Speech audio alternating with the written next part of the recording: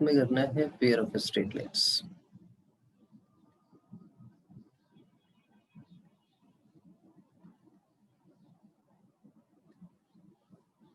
Pair of straight lines में क्या है कि आपको कंबाइंड इक्वेशन चाहिए और उस पर हमें वर्क करना है। देखो शिफ्टिंग ऑफ ओरिजिन, अब उल्टा पढ़ेंगे हम। सबसे पहले हमें इक्वेशन करनी है क्या कि दो ऐसी लाइंस जो ओरिजिन से होके पास कर रही हैं उनकी कंबाइंड इक्वेशन क्या होगी। तो हमने ये कोऑर्डिनेट एक्सिस ले लिया और यहाँ पे दो लाइंस ले ली। एक लाइन की equation y equal to m1x ले ली और दूसरी लाइन की equation y equal to m2x ले लेते हैं।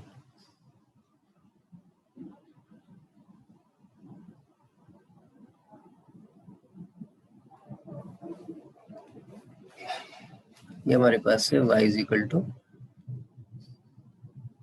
m1x और ये है y इक्वल टू m2x। तो इनकी अगर कंबाइंड इक्वेशन लिखें हम तो कंबाइंड इक्वेशन ऐसी होगी y equal to m1x into y minus m2x that is equal to 0। Multiply किया तो y square minus m1 plus m2 xy plus m1 m2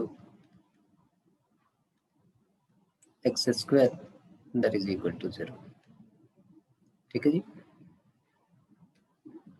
अब इस इक्वेशन को जनरलाइज करने की कोशिश करता हूँ। तो m1 m2 एक कांस्टेंट है तो इसको मैंने फाइनली लिख दिया कि एक स्ट्रेट लाइन ऐसे बना ली that is ax square plus 2hxy plus by square that is equal to 0। कोई दिक्कत नहीं। ये दोनों इक्वेशन सेम है। अगर इक्वेशन सेम हो तो कहानी क्या होती है ये बताइए। अगर दो इक्वेशन सेम हो तो आप क्या करते हो, आप बोलते हो कि उनके कोफिशिएंट जो होंगे वो क्या होंगे, प्रोपोर्शनल होंगे, राइट। तो आप ऐसे इस चीज को समझ सकते हो कि m1 m2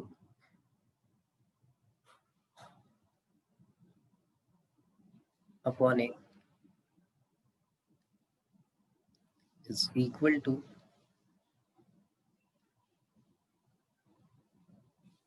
minus of m1 plus m2 upon 2h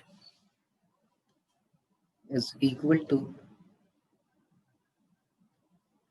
क्या है 1 अपॉन b। ये आपके पास आ गई सारी।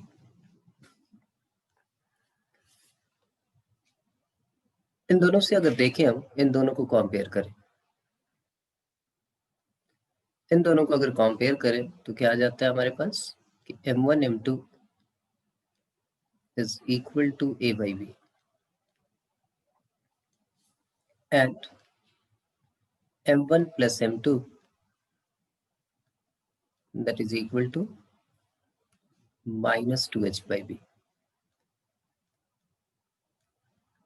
ये रिलेशन हम ऐसे भी निकाल सकते हैं और इस रिलेशन को निकालने का तरीका ये भी है कि ये जो आपके पास इक्वेशन थी इसको आपने डिवाइड कर दिया एक्स स्क्वायर से और y की टर्म पहले लिखी तो ये आ गया b y बाई एक्स का होल स्क्वायर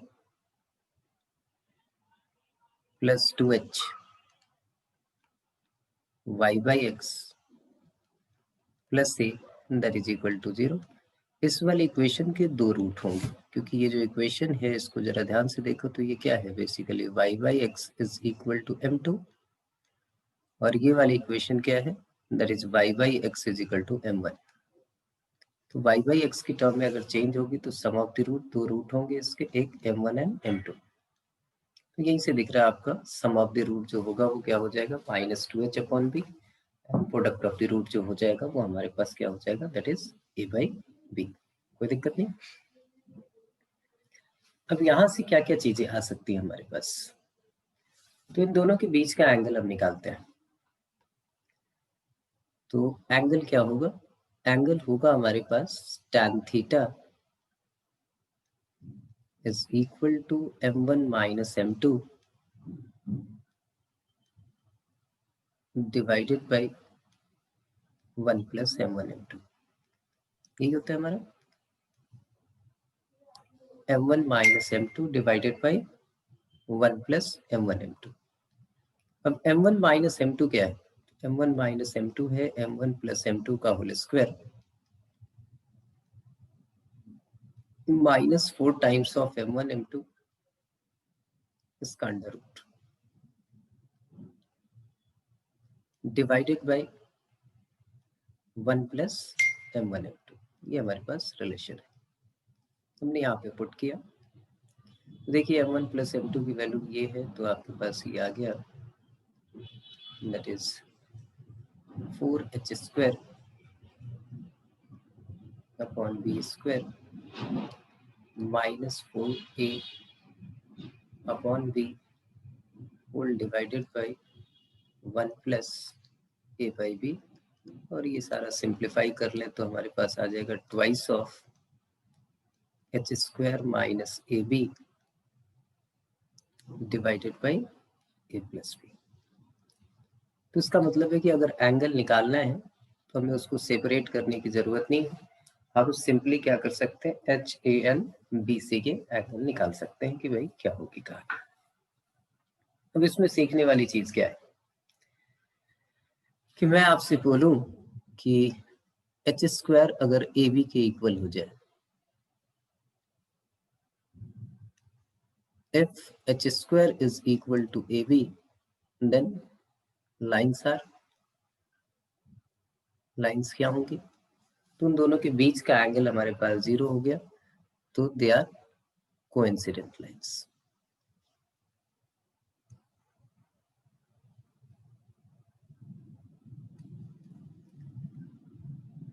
अगर एच स्क्वायर डिनोमिनेटर 0 हो जाए, that means a plus b, ये हमारा 0 हो जाए, देन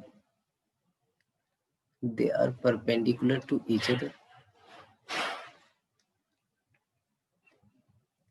ये भी बात समझ में आ गई। तीसरी कहानी होगी कि अगर h square minus a b हमारा पॉजिटिव हो तो क्या केस होगा, क्या कहानी बनेगी, ये बताइए। एक बार हमने इक्वल टू ले लिया, अब एक बार ग्रेटर ले रहे हैं, तो ग्रेटर पे कहानी क्या बननी है आपकी, ग्रेटर होगा तो क्या कहानी रहेगी, निकल।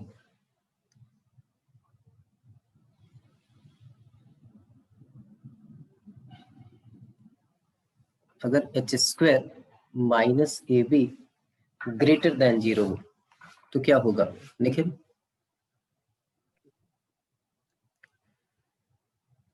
m2 m1 से बड़ा है तो नहीं पता। नहीं, किस टाइप की लाइन होंगी, इंटरसेक्टिंग होंगी, क्या होगा ये बताना है। सेक्टिंग होंगी और थीटा एक्यूट एंगल होगा। रियल लाइन होंगी, yes sir. They are two distinct real lines and their point of intersection is the origin, उसमें तो कोई प्रॉब्लम है नहीं। लेकिन अगर पंगा ये हो कि h square minus a b हमारा लेस देन 0 हो जाए, उस केस में क्या कहानी रहेगी, h square minus a b less than 0 हो, उस केस में क्या कहानी रहेगी। तो आप बोलोगे कि they are imaginary lines.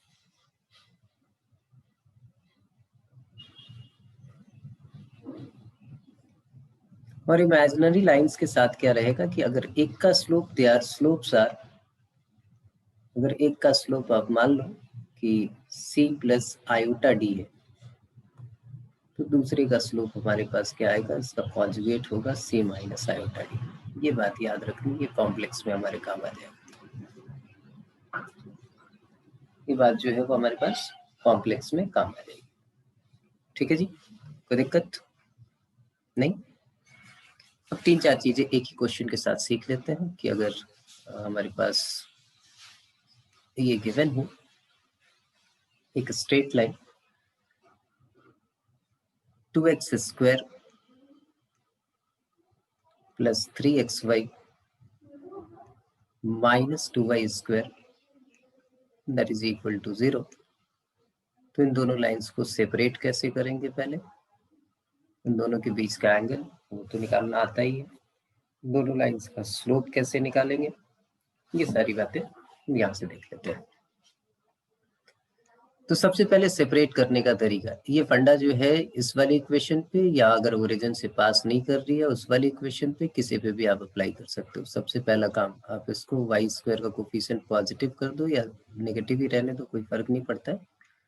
Positive से क्या है, मिस्टेक होने के चांसेस थोड़े कम रहते हैं। That is 2x square that is equal to 0।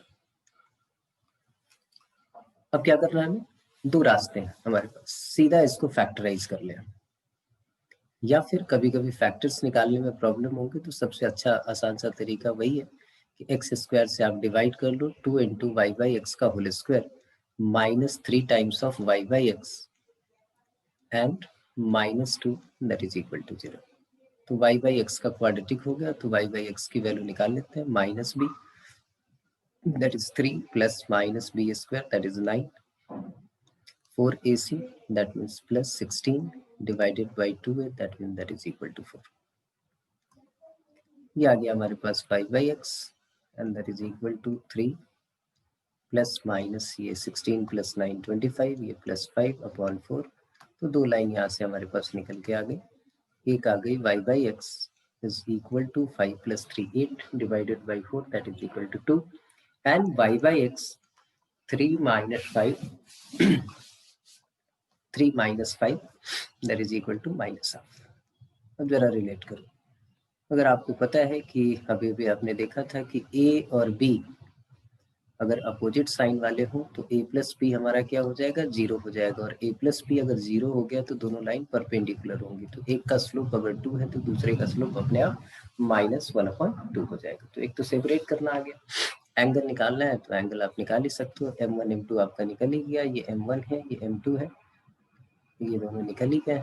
tan theta आप देख ही रहे हो, tan थीटा यहाँ क्या आ जाएगा, इन्फिनिटी आ जाएगा, उस फार्मूले में पुट करेंगे तो थीटा की वैल्यू हमारे पास क्या आ जाएगी, थीटा इज इक्वल टू π/2, दोनों लाइन एक दूसरे पे परपेंडिकुलर है।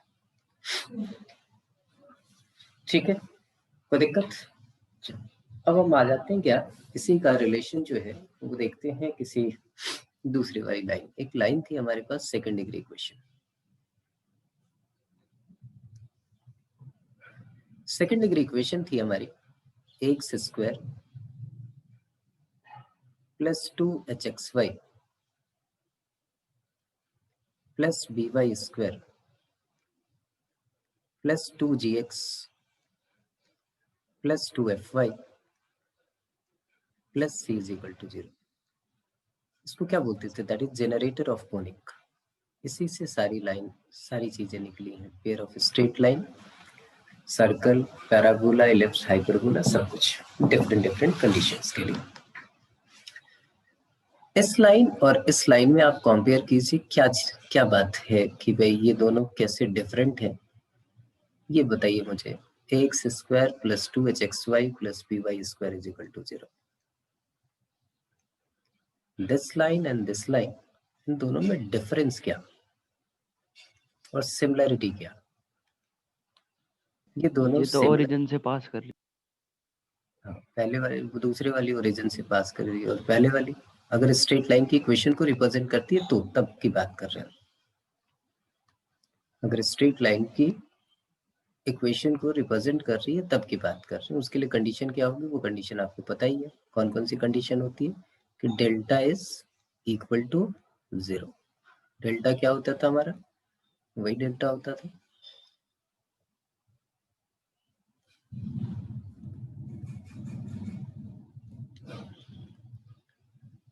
यही होता था कि ये जो है हमारा अगर 0 हो जाए तो ये स्ट्रेट लाइन को रिप्रेजेंट करेंगे। इन दोनों लाइन के बीच में एक ही सिमिलरिटी है कि इस लाइन का स्लोप और इस लाइन का स्लोप सेम है, ये दोनों पैरेलल लाइंस हैं, सेट ऑफ पैरेलल लाइंस। क्या मतलब, ये सेट ऑफ पैरेलल लाइंस कैसे है, तो ये दोनों लाइन जो है वो आपकी ओरिजिन से होके पास कर रही है, ये दोनों लाइन ओरिजिन से होके पास कर रही है। सेकंड इक्वेशन,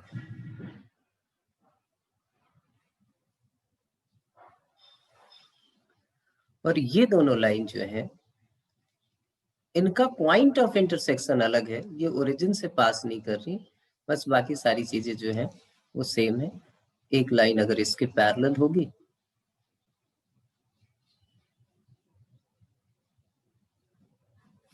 तो दूसरी लाइन उसके पैरेलल होगी।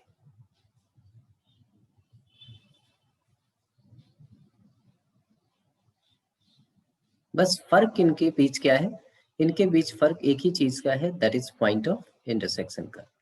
ये 0 0 था और ये कहीं एच के पे, एच के की जगह कुछ भी ले लो, पी क्यू ले लेते हैं, पी क्यू पे एक दूसरे को इंटरसेक्ट कर रही है। ये बात समझ में आ रही है या नहीं, बोलो। Yes.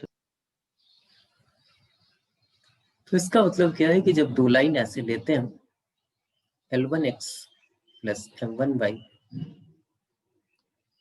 Plus N1 L2 L2x plus M2y plus N2 that is equal to 0। अगर ये दोनों एक दूसरे से मल्टीप्लाई हो रही हैं तो देखिए ये जब मल्टीप्लाई होगा तो एक्स स्क्वायर की टर्म आएगी, एक्स जब वाई से मल्टीप्लाई होगा तो हमारे पास एक्स वाई की टर्म आएगी, जब L1 और N2 मल्टीप्लाई होंगे तो एक x की टर्म आएगी, वैसे ही y वाली टर्म से एक्स वाई वाई स्क्वायर और एक y की टर्म आएगी, और कांस्टेंट से मल्टीप्लाई करेंगे तो x की टर्म, y की टर्म और कांस्टेंट टर्म आएगी। दैट मीन्स ये इक्वेशन इसमें रिड्यूस हो जाती है। इसका मतलब कि इसके बीच का जो एंगल होगा वही एंगल इन दोनों के बीच का होगा। इसका मतलब जी, एफ और सी रिस्पॉन्सिबल नहीं है एंगल निकालने के लिए। दैट मीन्स सेम फॉर्मूला हम अप्लाई कर सकते हैं। अगर मुझे निकालना है tan थीटा, तो tan थीटा के लिए इस वाली भी लाइन में भी सेम फॉर्मूला यूज होगा हमारा, twice of h square minus a b divided by a plus b. ये बात क्लियर हो गई भाई, फॉर्मूला में चेंज करने की जरूरत नहीं, बस इतनी चीज का काम है। ये तीन चीज हमारे पास इस बड़ी इक्वेशन में भी रिस्पॉन्सिबल होंगे। अब शिफ्टिंग ऑफ ओरिजिन की कहानी अगर हमें पता चल जाए कि हम ओरिजिन कहाँ पे शिफ्ट करना है, तो ये बड़ी इक्वेशन जो है रिड्यूस होके इस होमोजेनियस इक्वेशन में, इसको क्या बोलते थे हम, होमोजेनियस इक्वेशन में चली आएगी। वो पॉइंट ऑफ इंटरसेक्शन कैसे निकालते थे, वो पॉइंट ऑफ इंटरसेक्शन निकालने के लिए आपको क्या सिखाया गया था कि एस आप ले लो इसको x square plus 2hxy plus by square plus 2gx plus 2fy plus C, और यहाँ पे क्या करो आप ds अपॉन dx निकाल लो, delta s upon delta x, ये इक्वल टू 0 कर दो, तो ये फर्स्ट इक्वेशन आ जाएगी आपके पास। अब delta s upon delta x की मीनिंग क्या हुई कि x के रिस्पेक्ट में आप डिफरेंशिएट कर रहे हो, taking y as a constant, तो ये क्या आ जाएगा 2x, यहाँ क्या आ जाएगा 2 constant, h constant, y constant, x का डेरिवेटिव 1, by स्क्वायर इसका डेरिवेटिव 0, gx का 2g हो जाएगा, 2fy का डेरिवेटिव 0 हो जाएगा, c का डेरिवेटिव 0 हो जाएगा, that is equal to 0। That means ये इक्वेशन क्या आ जाएगी आपके पास, ax plus hy plus g that is equal to 0। दूसरा हम निकालते थे delta s upon delta y, that is equal to 0। ये हमारी सेकंड इक्वेशन होती थी। सेकंड इक्वेशन क्या हो जाएगी, 0 plus 2hx plus 2by plus 0 plus 2f plus c that is equal to 0। इसका मतलब क्या कि hx plus by plus f that is equal to 0। इन दोनों इक्वेशन को सॉल्व करोगे तो इनका पॉइंट ऑफ इंटरसेक्शन निकल जाएगा, और पॉइंट ऑफ इंटरसेक्शन निकलने के बाद आप उसको शिफ्ट करोगे तो वहां पे वो चला जाएगा। और शिफ्टिंग करने के लिए आपको कुछ नहीं करना है, आपको बस एक छोटी सी बात याद रखनी है कि भाई इन दोनों से आप पॉइंट ऑफ इंटरसेक्शन निकाल लो, और शिफ्टिंग करने के लिए आप सिर्फ इतना लिख दो उसी पॉइंट ऑफ इंटरसेक्शन को, x माइनस एच का whole square, x minus h, y minus k, और यहाँ पे y माइनस एच का होल स्क्वायर। ये बात आपकी समझ में आई? नहीं आई तो मैं क्वेश्चन ले लेता हूँ और उस क्वेश्चन से ये बात समझाने की कोशिश करता हूँ कि भाई बेसिकली है क्या, ये शिफ्टिंग ऑफ ओरिजिन क्यों कर रहे हैं। क्योंकि हम सारी चीजें होमोजेनियस इक्वेशन की पढ़ते हैं, और होमोजेनियस इक्वेशन से ही बाकी की सारी चीजें हम फाइंड आउट कर लेते हैं। होमोजेनियस अगर हमारे को आता है तो बाकी सारी चीजें हमारे लिए बिल्कुल आसान हो गई, हमें कोई फर्क नहीं पड़ेगा कि भाई ये सेकंड डिग्री इक्वेशन है, बस हमें चेक करना पड़ेगा कि भाई उन दोनों के बीच का वो क्या है। तो मैं यहाँ पे एक इक्वेशन ले लेता हूँ, जैसे मैं बोलूँ कि x square plus 4xy plus 4y square plus 3x plus 6y minus 4 that is equal to 0। ठीक है, जरा इस इक्वेशन को एक काम कीजिए, सबसे पहला काम कीजिए सेपरेट कीजिए, राइट। फिर से बोल रहा हूँ, इस इक्वेशन को सेपरेट करना है। सेपरेट करने के लिए हमें कौन सा फंडा यूज करना है, तो आपका वही वाला है कि इसको y या x का क्वाड्रेटिक बना लो। तो y या x का क्वाड्रेटिक बना लोगे तो इसको आपने लिखा 4y स्क्वायर, फिर y की टर्म देखो, यहाँ एक y है एक यहाँ y है, तो यहाँ पे आपने लिखा this is 4x plus 6y plus x square plus 3x minus 4 that is equal to 0। हमें पता है कि ये लाइन की इक्वेशन है, इसलिए हम डेल्टा यहाँ कैलकुलेट नहीं कर रहे हैं। अगर y का ये क्वाड्रेटिक है तो y is equal to minus b, that means minus 4x plus 6 plus minus b square, that means 4x plus 6 का whole square minus 4ac, that means 4 into 4, और c जो है वो यहाँ पे हमारे पास क्या है, that is x square plus 3x plus 4 divided by 2a, that means divided by 8। जरा इसको कैलकुलेट करके लाइन की इक्वेशन निकालो, कैलकुलेट करो सर क्या आ रही है, इसको कैलकुलेट कर लीजिए।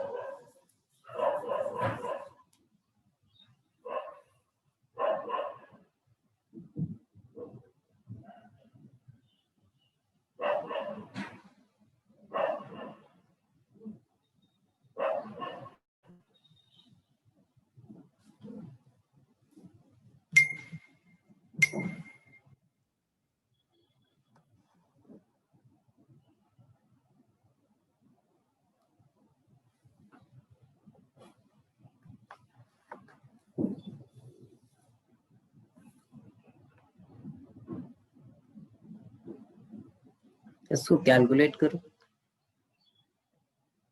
ये माइनस 4x प्लस 6, ये तो आ ही जाएगा, ये प्लस माइनस, यहाँ से हमने 2 कॉमन लिया, 2 कॉमन है तो वो 4 हो गया, 4 बाहर निकला तो ये 2 हो गया। यहाँ पे आपके पास बच गया 2x प्लस 3 का होल स्क्वायर, इसको आपने लिख लिया 4x square plus 9, 3 2 6 12 plus 12x, यहाँ पे आपके पास आ जाएगा क्या,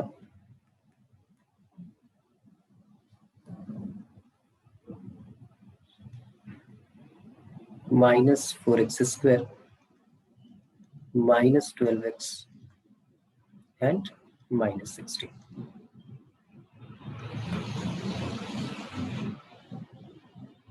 ये माइनस 4 प्लस 16 डिवाइडेड बाई 2 है, दैट मीन्स इसको हमने इससे डिवाइड किया ये कैंसिल, ये कैंसिल, ये कैंसिल, ये कैंसिल, 25। तो ये y की वैल्यू हमारे पास आ गई -4x + 6 plus minus 2 × 5 that is 10 divided by 8। तो दोनों इक्वेशन आपके सेपरेट हो गए।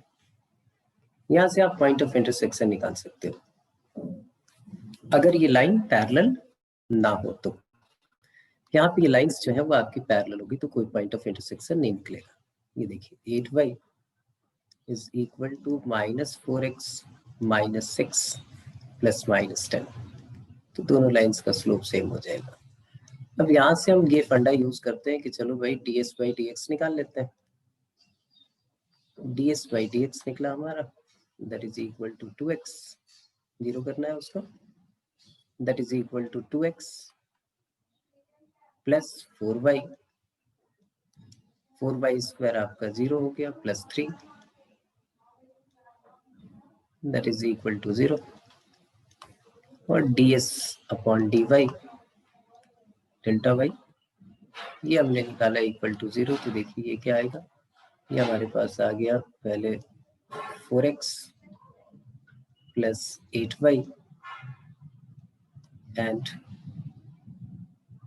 Plus 6 that is equal to 0। ये देखो ये दोनों लाइन जो है वो पैरेलल है, ये उसी फैमिली की लाइन हो गई क्योंकि ये और ये पैरेलल लाइन है। यहाँ से आपने निकाला है कि ये दोनों पैरेलल लाइन है, तो यहाँ पे भी जो लाइंस आ रही है इसी फैमिली की दो लाइंस आएंगी जो पैरेलल है इसके। तो ये सारी पैरेलल लाइंस है, तो यहाँ पे भी आपको दिख रहा है कि कोई पॉइंट ऑफ इंटरसेक्शन नहीं निकलेगा। तो आप चाहे इस तरीके से आए चाहे ऐसे सेपरेट करके आए, आप इनकी वैल्यू जो है वो फाइंड आउट कर सकते हो। जैसे ये वैल्यू निकलेगी आप शिफ्टिंग ऑफ ओरिजिन निकालो और ये पूरी की पूरी इक्वेशन जो है वो यहाँ पे रिड्यूस हो जाएगी। जैसे मैं ये बोलूँ कि अगर सेकंड डिग्री इक्वेशन है आपके पास और ये ऐसे कट कर रही है, ये हमारे पास है HNK और ये सेकंड डिग्री इक्वेशन आपके पास गिवन है plus 2hxy plus by² plus 2gx plus 2fy plus c is equal to 0। तो इसको अगर रिड्यूस करो आपको पॉइंट ऑफ इंटरसेक्शन पता चल गया। तो बस इतना लिखना है ax² plus 2hx plus y plus by² that is equal to 0, जहाँ पे आपको पता है कि x जो क्या है, x हमारा है x माइनस h और y जो है वो हमारे पास क्या है, that is y minus k। That's all. बाकी होमोजेनियस इक्वेशन के जितनी भी प्रॉपर्टीज हैं वो सारी यहाँ पे लग जाएंगी आपके पास। सेकंड इसमें होता था क्या कि हमें एंगल बाइसेक्टर की इक्वेशन निकालनी होती थी कि भाई एंगल बाइसेक्टर हम कैसे निकालें। तो एंगल बाइसेक्टर निकालने के लिए हम क्या करते थे, एंगल बाइसेक्टर की डेफिनेशन क्या होती है जरा बताइए मुझे। भाई एंगल बाइसेक्टर की क्या डेफिनेशन है? दो लाइन से एक दूसरे ऐसा पाथ जिससे दोनों लाइन से डिस्टेंस इक्वल हो, सेम हो। परपेंडिकुलर डिस्टेंस इक्वल, बिल्कुल सही। और परपेंडिकुलर डिस्टेंस अगर इक्वल हो तो आपके पास सिंपल सी कहानी हो गई कि भाई हम यहाँ से अगर होमोजेनियस इक्वेशन के ऊपर हम ये रिसर्च कर लें तो बाकी सब पे हो ही जाएगी। तो हमने यहाँ पे दो इक्वेशंस ले ली, एक हमारे पास y = m1x और दूसरा y = m2x।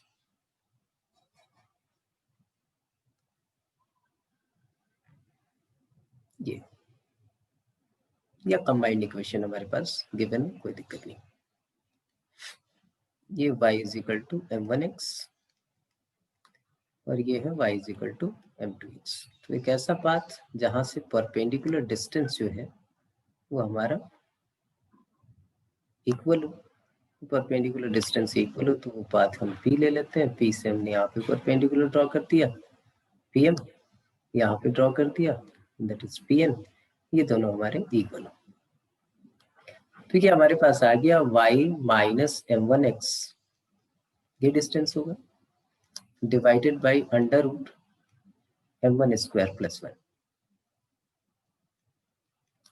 That is equal two plus minus y minus, क्योंकि ये डिस्टेंस है तो मॉड साइन में होगा, मॉड साइन लगा दीजिए, बाद में प्लस माइनस लगा दीजिएगा, y - m2x divided bye m2 square plus 1।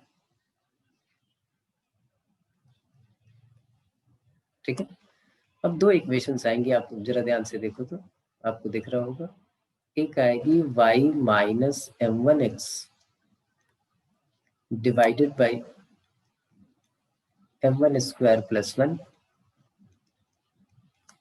Plus y minus m2x divided by under root m2 square plus 1। और दूसरी इक्वेशन आएगी, अगर हमें कंबाइंड इक्वेशन निकालनी है एंगल बाइसेक्टर की, तो दूसरी इक्वेशन आपको दिख रही होगी। एक आएगी y माइनस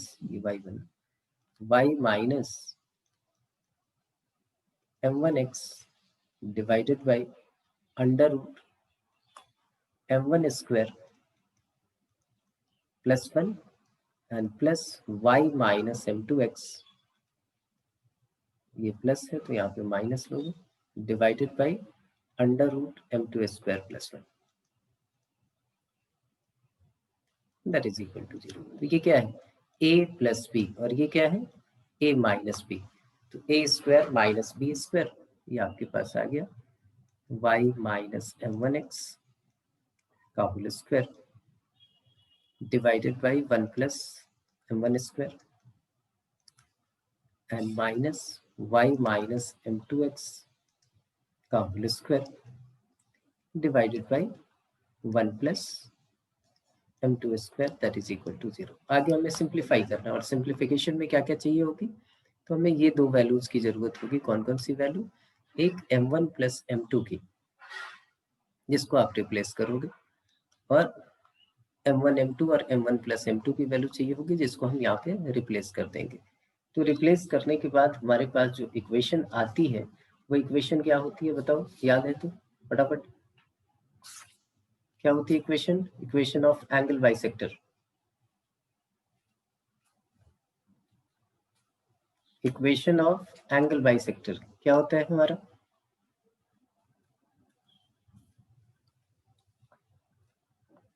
एक्स स्क्वायर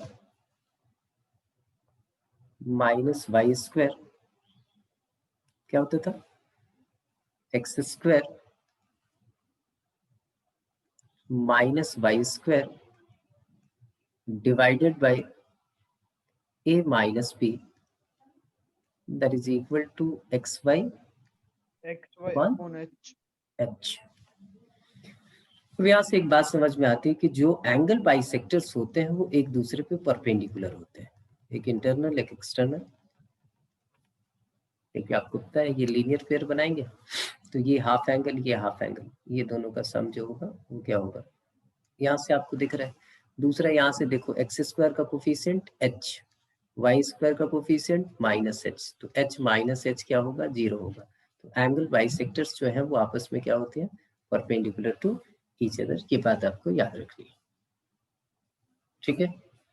तो एंगल बाइसेक्टर आ गया, आपको उन दोनों के बीच का एंगल निकालना आ गया। और एक सबसे इंपॉर्टेंट कॉन्सेप्ट जो होता है वो होमोजेनाइजेशन होती है, जिसमें हम होमोजेनियस इक्वेशन क्रिएट करते हैं। ये आ जाएगी तो सफिशिएंट है ये पेयर ऑफ स्ट्रेट लाइन। और इनके लिए उसमें क्या था कि होमोजेनियस इक्वेशन कैसे क्रिएट करते थे, एक कर्व है कोई, अब ये जरूरी नहीं कि कर्व हो, इस बात को समझना जरूरी है। ये जरूरी नहीं कि ये कर्व हो, ये पेयर ऑफ स्ट्रेट लाइन भी हो सकती है, बस इक्वेशन आपकी ये होनी चाहिए कि x square plus 2hxy plus by square plus 2gx plus 2fy plus c is equal to 0। इसको एक लाइन कट कर रही है, उस लाइन की इक्वेशन है हमारे पास, the equation of line is lx plus my plus n is equal to 0। देखो बार बार मैं बोलता हूँ कि ये फंडा बड़ा समझने की जरूरत है कि बेसिकली हम क्या कर रहे हैं, इस पॉइंट ऑफ इंटरसेक्शन को, जरूरी नहीं कि वो टैंजेंट हो, ये भी एक चीज याद रखनी है, इस पॉइंट ऑफ इंटरसेक्शन को हमने ओरिजिन से ज्वाइन कर दिया। अब ओरिजिन से अगर ज्वाइन कर दिया तो इसका मतलब इसकी कंबाइंड इक्वेशन चाहिए, किसकी? पीए एंड क्यूए की। अब ए हमारा अगर ओरिजिन है तो आपको पता है कि इसकी कंबाइंड इक्वेशन जो होगी वो एक होमोजेनियस इक्वेशन होगी, और ये जो पॉइंट ऑफ इंटरसेक्शन है ये दोनों पे लाई करता है, तो ऐसा कोई कॉम्बिनेशन बनाना होगा जिससे ये इन दोनों चीजों को सेटिस्फाई करे। ठीक है जी, तो पी और क्यू के कोऑर्डिनेट सेटिस्फाई करेगी। तो उसने बोला कि होमोजेनाइजेशन जो करनी है उसके लिए आपको क्या करना चाहिए कि जो स्ट्रेट लाइन की इक्वेशन है उसको आप ऐसे लिख लें, Lx plus my that is equal to minus m। Further इसको आपको क्या लिख देते हो, that is Lx plus my divided by minus m that is equal to, ये रेशियो हमेशा 1 के इक्वल रहेगी। इस लाइन के ऊपर आप चाहे जो मर्जी पॉइंट लें, अगर ये 1 है और इस पे भी लाई कर रही है तो इस 1 को हम ऐसे रिप्लेस करते हैं कि ये होमोजेनियस इक्वेशन में कन्वर्ट हो जाए। तो होमोजेनियस के लिए एक्स स्क्वायर की टर्म चाहिए, वो है, तो उसको हम टच नहीं करते। 2hxy एक्स वाई की टर्म चाहिए, वो है हमारे पास। बी वाई स्क्वायर, वो भी हमने यहाँ पे लिख दिया बी वाई स्क्वायर। जो 2gx की टर्म है उसको आपने इस 1 से मल्टीप्लाई कर दिया, किससे? Lx plus my divided by minus m। इससे क्या फर्क पड़ा? इक्वेशन तो चेंज नहीं हुई क्योंकि इसकी एब्सोल्यूट वैल्यू जो है वो आपके पास 1 ही है, लेकिन इसमें इसका जो है नेचर आ गया। इसका मतलब जहां से ये पास कर रही है और जहां से ये पास कर रही है वो पॉइंट ऑफ इंटरसेक्शन ही इसको सेटिस्फाई करेगा। तो दोनों की प्रॉपर्टीज जो है वो इसके अंदर आ गई। और ये होमोजेनियस कन्वर्ट होगा तो इसका मतलब क्या है कि ये दोनों लाइन जो है, जो कंबाइंड लाइन हमें मिलेंगी, वो कहाँ से पास करेगी? That is passing through the origin. तो हमने इससे अगर मल्टीप्लाई किया तो देखो एक एक्स वाई की टर्म आएगी यहाँ और एक टर्म आएगी एक्स स्क्वायर की। एक्स स्क्वायर वाली यहाँ ऐड हो जाएगी और एक्स वाई वाली टर्म यहाँ ऐड हो जाएगी। नेक्स्ट है हमारे पास 2fy। 2fy को भी हम किससे मल्टीप्लाई करेंगे? Lx plus my divided by minus m से। और जो यहाँ पे भी आपके पास देखिए एक्स वाई और वाई स्क्वायर की टर्म आएगी। अब कांस्टेंट टर्म बचा, कांस्टेंट टर्म को भी आपको होमोजेनियस टर्म में कन्वर्ट करना है। इसका मतलब 3 ही टर्म चाहिए आपको। तो यहाँ पे ये Lx plus my divided by minus n से बात बनने वाली नहीं है, तो हमने क्या किया कि इसके होल स्क्वायर से इसको मल्टीप्लाई कर दिया। अब जो भी टर्म आएगी हमारे पास वो क्या आएगी? एक्स स्क्वायर वाई स्क्वायर और एक्स वाई की टर्म आएगी। तो उससे क्या होगा कि ये इक्वेशन जो है वो हमारा होमोजेनियस इक्वेशन में कन्वर्ट हो जाएगा। और होमोजेनियस इक्वेशन में कन्वर्ट होगा तो हम सारी थ्योरीज जो है वो उसके बाद लगा सकते हैं कि भाई ये ऐसे होगा वैसे होगा, जो भी है वो सारी चीजें यहाँ से निकल सकती हैं। अब ये कॉन्सेप्ट जो है वो अभी से लेके पूरा पैराबोला, एलिप्स, हाइपरबोला, जहां जहां आप घूम रहे हो हर जगह पे आपके काम आना है। मैं एक दो क्वेश्चन लेता हूँ, उन क्वेश्चन से थोड़ा सा और क्लियर हो जाएगा। जैसे एक सिंपल सा क्वेश्चन मैंने लिया ये कि find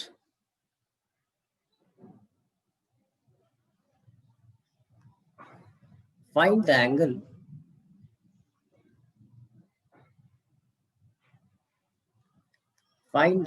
between the lines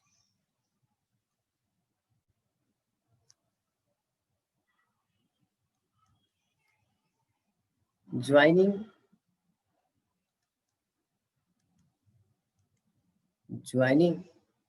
the origin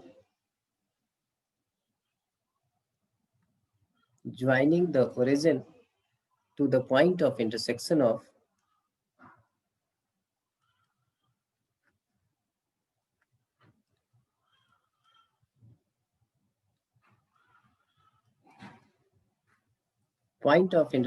the line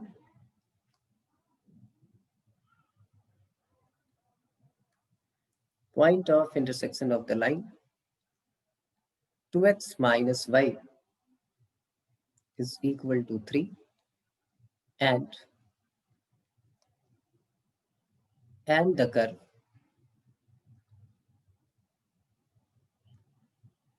x square minus y square minus x Y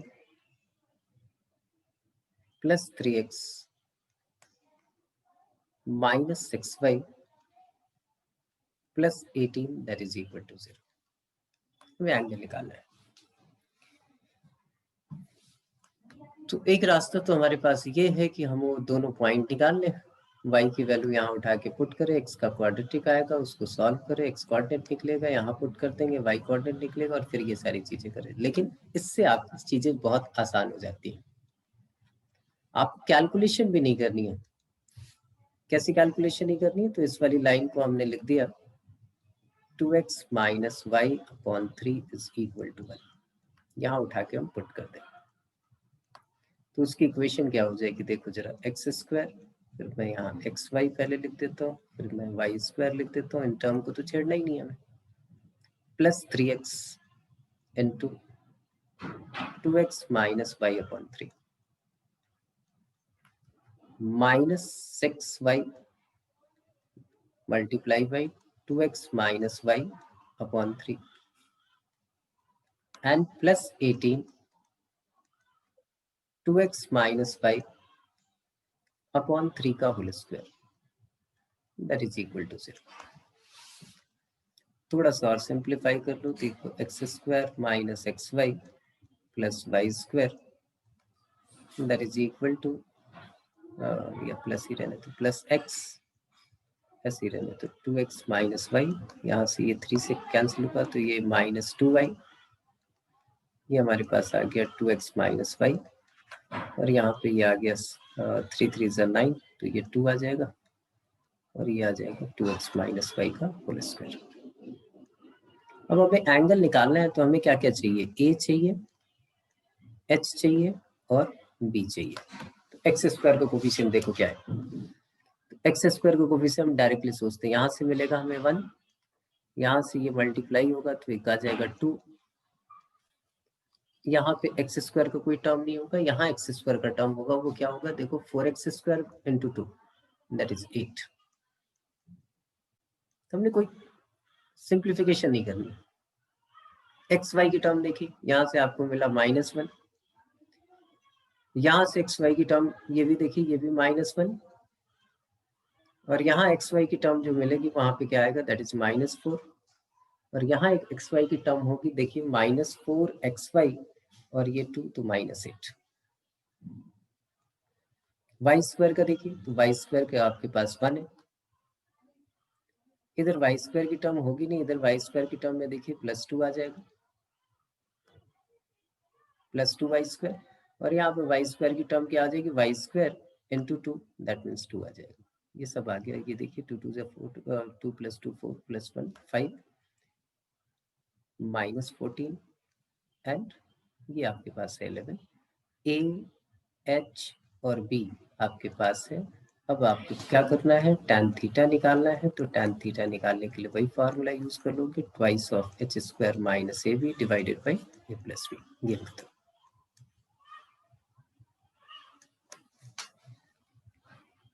ठीक है, तो इससे क्या है, बहुत चीजें आसान हो जाएंगी। जितना भी हम इस टाइप के वो करेंगे क्वेश्चंस, उसमें हम ये कैलकुलेशन, ऐसा नहीं कि बेवकूफ़ों की तरह ये मल्टीप्लिकेशन करके फिर अरेंज करके ये सारे काम करना है। यहीं से देखो एक स्टेप में हम ये 3 टर्म हमें निकालनी है, ये 3 टर्म हमने निकाला, यही रिस्पॉन्सिबल होंगे एंगल के लिए, हम ये सारी चीजें निकाल लेंगे। एक क्वेश्चन मैं दे रहा हूँ, ये क्वेश्चन जरा देखो ध्यान से। इस टाइप के क्वेश्चन की बड़ी जरूरत होती है हमें कि find value of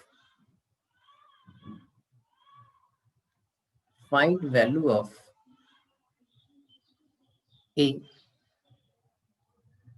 such that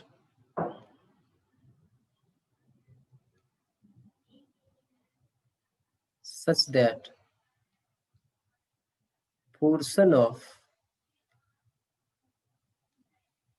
of the line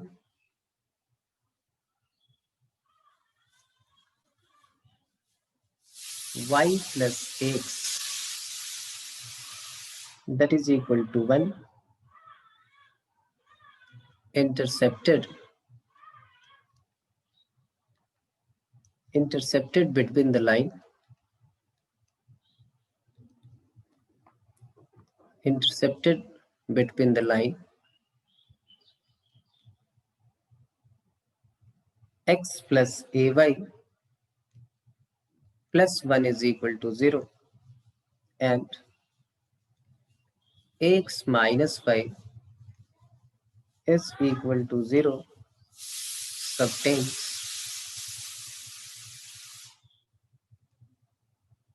a right angle at the origin.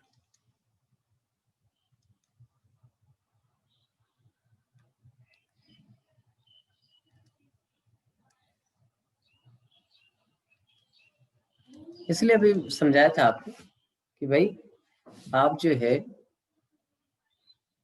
ये सिर्फ कर्व पे अप्लाई नहीं कर रहे हो, ये सिर्फ कर्व पे अप्लाई नहीं हो रहा है, ये लाइंस पे भी अप्लाई होगा। जैसे ये दो लाइन है, इन दोनों लाइन की इक्वेशन आपके पास लिखी हुई है। एक लाइन है आपके पास x plus a y plus 1 is equal to 0, दूसरी लाइन है आपके पास ax minus y that is equal to 0। एक तीसरी लाइन जो इंटरसेप्टेड पोर्शन की जिसकी बात कर रहे हैं, इस लाइन की इक्वेशन है y plus x that is equal to 1। इसको जो है इंटरसेप्टेड पोर्शन वो राइट एंगल बना रहा है ओरिजिन पे, तो ये यहाँ से आपने ओरिजिन पे ऐसे ज्वाइन किया। अब इसकी कंबाइंड इक्वेशन क्या होगी, तो आप क्या करोगे, इन दोनों को मल्टीप्लाई कर दोगे। ये आ गया आपके पास x minus y multiply by x plus a y plus 1 that is equal to 0। यहाँ से आपके पास जो टर्म आएगी वो क्या आ जाएगी, एक्स स्क्वायर, फिर आ जाएगी आपके पास टर्म ए स्क्वायर एक्स वाई, फिर टर्म आ जाएगी माइनस एक्स, फिर क्या आ जाएगी आपके पास एक्स वाई, फिर आ जाएगी आपकी टर्म ए वाई स्क्वायर, और फिर टर्म आ जाएगी आपके पास minus y that is equal to 0। अब इसको अरेंज करके लिख लो। देखो एक्स स्क्वायर एक्स वाई की टर्म देखो, एक यहाँ मिलेगी एक यहाँ मिलेगी, तो इसको आपने लिख लिया ए स्क्वायर माइनस 1 एक्स वाई। फिर हमें चाहिए वाई स्क्वायर की टर्म, ये देखिए माइनस ए वाई स्क्वायर। फिर हमें क्या चाहिए होगा, हमें चाहिए होगा एक्स की term that is minus x, और ये हमारे पास है माइनस वाई। सारी सारी term 1 2 3 4 5 6 3 and 3 6 that is equal to 0। y is equal to x is equal to 1, ये तो है ही हमारे पास। तो देखिए x square plus a square minus 1 x y minus a y square minus x, इसको y प्लस एक्स से आप मल्टीप्लाई कर दोगे, और इस y को आप मल्टीप्लाई कर दोगे किससे, y प्लस एक्स से, दैट इज इक्वल टू 0। ये आ गया आपके पास। अब हमें करना क्या है इसमें कि देखो, हमें चाहिए कोफिशिएंट ऑफ एक्स स्क्वायर, जिसको आप ए बोलते थे, मैं कैपिटल ए ले लेता हूँ यहाँ पे। ए चाहिए हमें, एच चाहिए और बी चाहिए। तो ए क्या है, एक्स स्क्वायर का कोफिशिएंट देखिए क्या क्या है हमारे पास, ए एक्स स्क्वायर की टर्म में यहाँ पे आएगी, देखिए वो क्या आएगा, माइनस ए स्क्वायर, और बाकी एक्स स्क्वायर की कोई टर्म नहीं आएगी। एक्स वाई की टर्म देखो, यहाँ से आपको मिल गया a square minus 1, x y की टर्म यहाँ आएगी that is minus a, x y की टर्म एक और आएगी यहाँ से दैट इज माइनस ए, और बी क्या है आपके पास, तो बी जो है वो वाई स्क्वायर की टर्म होगी, और वाई स्क्वायर की टर्म देखिए क्या क्या है, वाई स्क्वायर की टर्म एक आपको दिख रही है माइनस ए, यहाँ वाई स्क्वायर की टर्म नहीं आनी, एक वाई स्क्वायर की टर्म यहाँ आएगी दैट इज माइनस 1। अब आप यहाँ से आप निकाल सकते हो कि भाई इन दोनों का सम जो होगा वो हमारे पास क्या होगा, 0 होगा। तो ए की वैल्यू आप निकाल सकते हो, a minus a square minus a minus 1 that is equal to 0। ये यहाँ कैंसिल आउट हो जाएगा, और ए माइनस बी निकालना था तो ये दोनों प्लस हो जाएंगे, सॉरी इनका सम सम सम सम ठीक, minus a square minus, sorry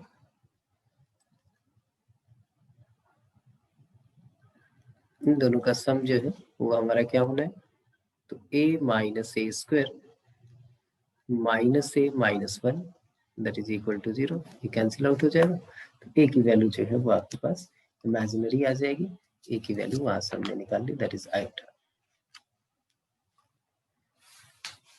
ठीक है जी, तो ऐसे जो है हम यहाँ से कैलकुलेट करके ये वैल्यू निकाल सकते हैं। तो होमोजेनाइजेशन ये है। अब एक आपको शीट मैंने जो है भेजी है 15-20 क्वेश्चन का, वो क्वेश्चंस की प्रैक्टिस कर लीजिए आप लोग। 1:50 पे जो क्लास होगी उसमें वो सारे क्वेश्चन हम डिस्कस करेंगे। ठीक है, मिलते हैं 1:50 पे फिर।